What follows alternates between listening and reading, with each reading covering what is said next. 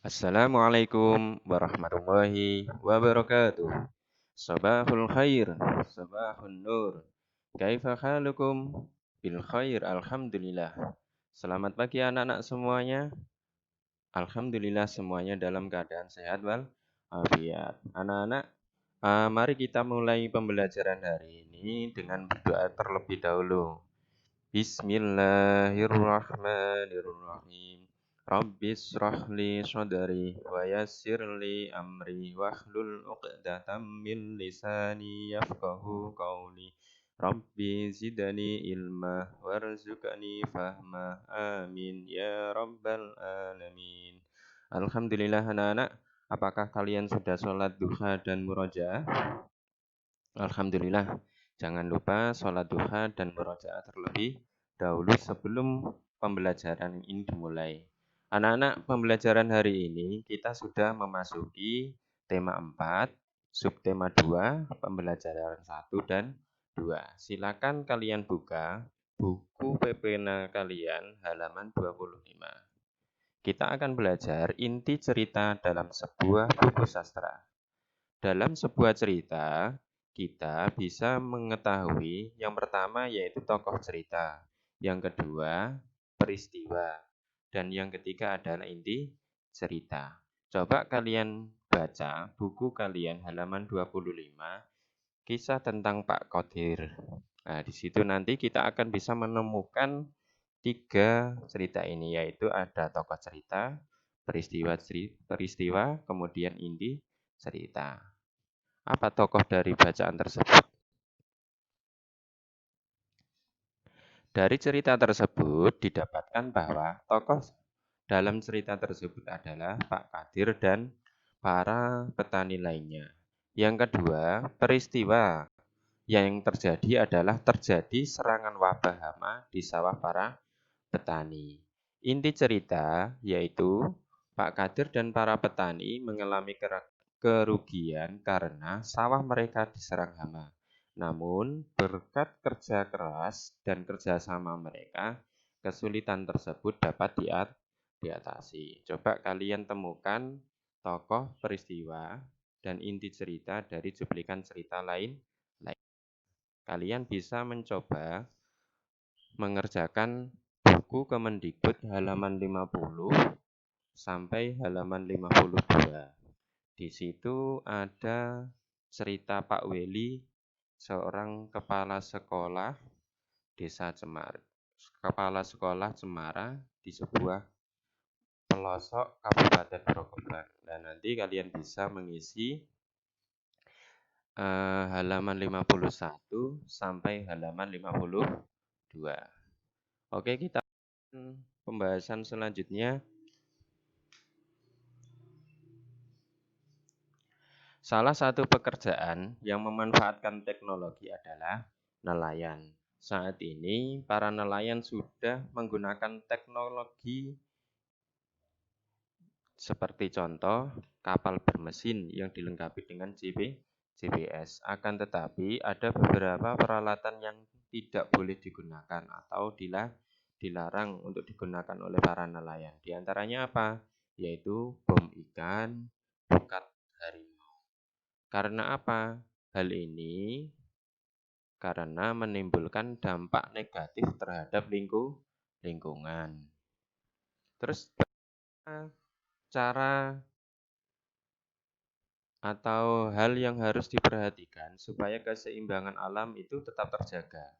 Yang pertama adalah tidak menangkap ikan secara besar-besaran. Yang kedua, tidak menggunakan bahan peledak atau racun. Karena apa? Ini menyebabkan ikan-ikan kecil ikut mati. Yang ketiga, tidak menggunakan pukat harimau. Sama, ketika menggunakan pukat harimau, ikan-ikan yang kecil yang seharusnya dibiarkan untuk tumbuh besar terlebih dahulu ikut tertangkap. Yang keempat yaitu memperhitungkan daur hidup ikan. Artinya apa? Ikan yang boleh ditangkap itu adalah ikan yang besar. Kalau yang ikan kecil ikut tertangkap, maka daur hidup ikan itu akan terganggu dan dampaknya nanti juga akan kepada nelayan. Sekarang di Indonesia itu ada nelayan yang masih menggunakan peralatan tradisional untuk menangkap ikan. Ada pula yang sudah memanfaatkan teknologi modern untuk menangkap ikan. Perbandingan nelayan tradisional dan modern ini bisa dilakukan untuk menggambar dalam sebuah diagram Venn. Bagaimana cara membuat diagram Venn? Nah, gampang sekali anak-anak. Coba kalian buat lingkaran seperti ini. Nah, kemudian lingkaran yang kedua itu menyentuh lingkaran yang pertama. Dan nanti di sini nelayan tradisional di kolom di sini yang tidak sampai di kolom sini, berarti ini khusus sesuatu yang berhubungan dengan nelayan tradisional, tidak nelayan modern. Yang nelayan modern berarti di kolom nelayan modern. Kemudian yang tengah-tengah ini adalah persamaan antara keduanya. Coba kalian amati. Nelayan tradisional yaitu menggunakan perahu layar. Dan ini tidak digunakan oleh nelayan modern. Dan yang kedua, nelayan tradisional menggunakan peralatan tangkap sederhana. Sedangkan nelayan modern yang pertama menggunakan perahu mesin, yang kedua menggunakan peralatan tangkap modern, dan yang ketiga memanfaatkan gelombang suara atau sonar. Jadi untuk mendeteksi ikan ini banyak atau sedikit itu bisa menggunakan gelombang suara sonar ini. Kemudian persamaannya apa di antara keduanya, antara nelayan tradisional dan nelayan modern? Yang pertama yaitu keduanya sama-sama mencari ikan. Yang kedua, menjual ikan untuk kebutuhan sehari-hari juga dilakukan oleh keduanya. Dan yang ketiga, mengendalikan perkiraan cuaca dan gelombang laut. Nah, ini sama-sama baik nelayan yang modern maupun yang tradisional. Ketika perkiraan cuacanya bagus, mereka akan berangkat berlayar untuk mencari ikan. Ketika keadaannya gelombangnya tinggi, maka mereka akan berhenti atau tidak berangkat nelayan. Selanjutnya anak-anak kita akan membahas jenis-jenis pekerjaan dalam sebuah kegiatan ekonomi. Secara garis besar, kegiatan ekonomi itu dibagi menjadi 3. Yang pertama adalah kegiatan produksi, yaitu kegiatan menghasilkan barang. Yang kedua yaitu kegiatan distribusi, yaitu kegiatan menyalurkan barang dari produsen menuju ke konsumen. Dan yang ketiga adalah konsumsi, yaitu kegiatan menggunakan atau memakai barang. Nah, ini anak-anak, kalau kegiatannya itu namanya produksi. Kalau orang yang menghasilkan barang itu namanya produsen. Distribusi ini juga sama, kegiatannya namanya distribusi. Kalau orangnya namanya distributor. Konsumsi, ini kegiatannya. Kalau orang yang menggunakan barang namanya konsumen. Nah, coba sekarang perhatikan skema kegiatan ekonomi berikut. Contoh petani teh. Petani teh ini dikatakan produksi karena menghasilkan daun atau pucuk teh. Kemudian daun teh ini dibawa ke pabrik. Juga dikatakan produksi karena ini menghasilkan barang berupa teh dalam bentuk kemasan. Nah, teh dalam bentuk kemasan ini nanti akan dibawa oleh truk-truk kontainer ini. Nah, ini namanya kegiatan distribusi. Orang yang menyalurkan namanya distributor. Teh-teh ini nanti akan dibawa atau dipasarkan ke pasar-pasar. Ke pasar tradisional juga bisa, ke pasar swalayan, supermarket juga bisa. Nah, pedagang teh ini juga dikatakan dikatakan distribusi karena menyalurkan barang ke konsumen sampai teh itu sampai di tangan kita, kemudian kita seduh, kita minum setiap hari. Nah, itu namanya kegiatan konsumsi. Kalau kita yang meminumnya namanya konsumen. Anak-anak bisa dipahami ya? Oke, bagus sekali.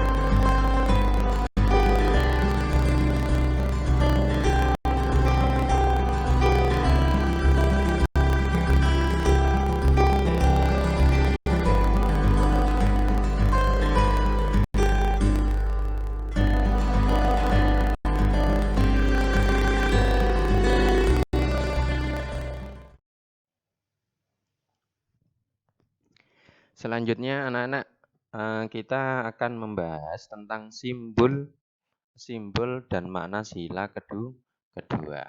Ayo, siapa yang tahu simbolnya sila kedua? Nah, ini gambarnya. Apa ini? Yaitu berupa rantai. Sila kedua itu dilambangkan dengan rantai. Sila kedua bagaimana bunyinya? Yaitu kemanusiaan yang adil dan beradab. Sila kedua ini dilambangkan dengan gambar rantai.